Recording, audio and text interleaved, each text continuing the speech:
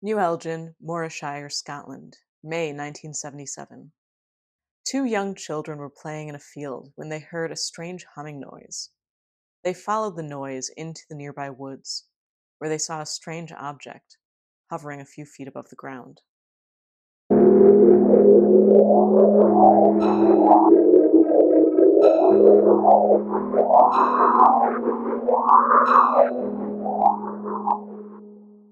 Well, good evening to all of my fellow tinfoil hats. I am just another tinfoil hat. Welcome to my show.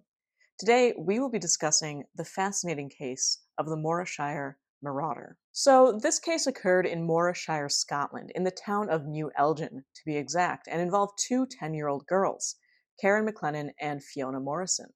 At around 6:30 in the evening of May 18th, 1977, these two girls were playing in a field near their homes. Now, this field was also near some fenced-in woods. The terrain was bumpy. It included a disused railway track as well as a small bridge. Now, as they were playing in this field, they suddenly heard a strange humming noise. They said that it sounded something like when a helicopter hovers, but softer and more hum-like. They listened very carefully and heard that it seemed to be coming from the direction of the nearby fenced-in woods. So they decided to move towards these woods in the hopes of finding whatever was causing this bizarre humming noise. As they rounded the corner of this fence, again, these woods around New Elgin were fenced in somehow, they saw a strange thing perched above the ground, actually hovering at the same height of the fencing, which was about 2 feet. That's a short fence, for one thing, but whatever. This object was hovering directly over a portion of the ground where this disused railway track kind of left a depression. This object seemed to be comprised of polished metal. They said that it had no seams, visible doors, or windows, and was about 30 feet in length with a main body which was a classic saucer shape, with rounded ends and topped with a small dome. They claimed that it had this red band around the object which seemed to rotate, and the dome was topped with a single stationary red light. As the two girls were looking at this bizarre thing hovering above the ground, they said that they noticed alongside it a man, partially hidden by bushes. Now, Karen's description of this guy was, quote, he looked rather like a telegraph pole. Both girls claimed that this being appeared tall and spindly, with disproportionately long arms, and dressed completely in a silver one-piece suit, with silver buttons down the front. They also said that this thing had no visible facial features. No sooner did they see this strange figure did it begin to step out of the bushes and towards them, at which point they panicked and immediately left the scene. As Fiona and Karen were busy getting the heck out of there, they did turn back at one point to try and glimpse the anomalous sight that they had seen one last time, and probably also to see if the bizarre silver-suited faceless guy was getting any closer to them. And as a matter of fact, perhaps unsurprisingly to many of you watching this video, the strange figure had simply vanished. However, the object was still just sitting there, until suddenly, right as they looked at it, it began to take off in a very strange manner.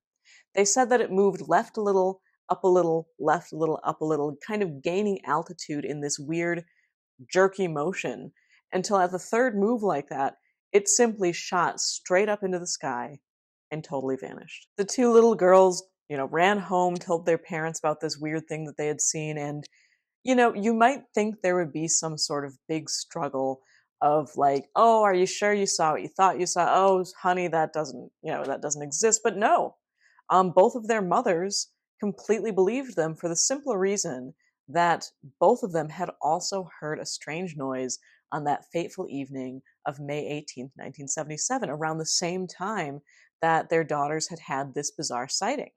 Karen's mother said that it sounded like a vacuum cleaner, and Fiona's mother, who noted that she was deaf in one ear, said that to her it was just a high-pitched humming noise. Now, other residents of New Elgin, Morayshire, also heard the strange noise, but no one else saw the object or the silvery man. In fact, another neighbor came forward to say that the next day she had heard the exact same noise that everyone else was describing, pretty much exactly 12 hours after the initial incident, at about 6:30 in the morning of the following day, May 19th. The local police did become involved in the matter and took it seriously. However, they could never find any source of the disturbance. Again, perhaps unsurprisingly for many of us that follow the weird, unusual, and anomalous. The next day, Mrs. McLennan took the two young girls back to the scene of the sighting, and they did, in fact, find this 100-yard in diameter circle of damaged and what appeared to be singed young trees. Now, as to if this was caused by the weird thing that the girls had seen, the object and the strange man, or something just entirely unrelated, who can really say? The burnt leaves, a sample of these leaves was actually sent to UFOin, the UFO Investigators Network, for analysis, but get this, it never arrived. Apparently, this was the second piece of evidence to simply vanish in the mail. This was also not the only bit of weirdness after that sighting of May 18th. Apparently, Karen's mother began receiving telephone calls where the same monotone male voice would give her a warning that if she valued her daughter's life, she should quit talking about the sighting. Again, the police became involved, but they could never trace the call and never found the source. So, aside from the threatening telephone calls, which I'll get to in a second here, the actual sighting that the two girls had, it's just a wonderful little case. I don't know why, but it feels very whimsical to me. Nothing really happens. It's just kind of this weird thing. Like, I don't know, I'm entranced by this silver craft and the strange silver man that came with the craft. So let's take a closer look. The very first thing that stood out to me about this case is that it began with a noise, specifically this high-pitched humming type noise. Another very infamous case from around this time frame, the case of Sandown clown alien ghost robot thing, otherwise known as Sam of All Colors, is pretty much begun the same way. These two children are playing when they hear this high-pitched humming noise. They follow it and find, in the Sandown case, I guess they find this bizarre clown robot thingamabob, and in this case, the landed craft with the silvery being next to it. There is a whimsicality, in my opinion, to both of these beings. Good old Sandown Sam did have a lot more features than the Morayshire Marauder, but in this case, that line of buttons down the front of the suit is a suitably nonsensical detail, and far more in line with a pixie's everyday duds rather than your typical spacesuit. I have to wonder if, in cases which are begun with, again, this kind of basic, almost nondescript noise, this hum or high-pitched whine, if this is somehow priming the witness to observe what they're about to observe. It's very interesting to note that in this case, the Morayshire case, the children were playing in a field and then followed this noise into the woods where the object appeared hovering over this disused railway track. And this is kind of intriguing for two separate aspects. Abandoned locations, disused locations, locations where people used to be and are no longer, seem to be a very common motif in paranormal sightings of any type.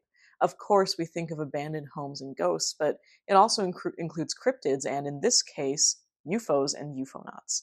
And the setting also of seeing this thing in the woods is another very strong folkloric motif, where you have these kids playing in a field nearer to their home, nearer to the town, and wandering into the wilderness where they experience something unusual. I mean, it really reads just like a classic fairy tale. As with many cases, in this case, both the entity and the craft appear to be comprised of the same material. Some researchers, like Paul Devereaux, theorize that this is because they are literally made of the same material. He referred to them as proto-entities, believed that they were made out of some malleable, almost consciously malleable, like psychologically malleable, energy form, which took the shape, kind of plucking it from the subconscious of the witness. To me, it seems like an iconographical tie that they are simply both parts of the same underlying anomaly.